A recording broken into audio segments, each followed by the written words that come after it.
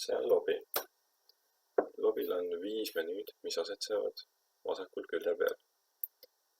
Esimene, mis avaneb, on Quick Start menüü, milles antakse kergeid õpetusi, kuidas 4.3 programmeerimiskeskkonnas hakkama saada.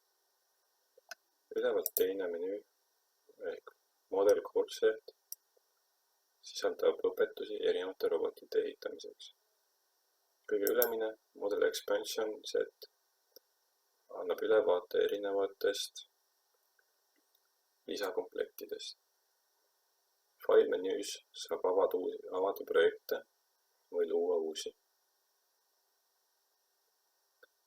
Robot Educator on menüü, milles on erinevaid õpetusi, alustades kõige lihtsamatest kuni ka natuke raskemateni.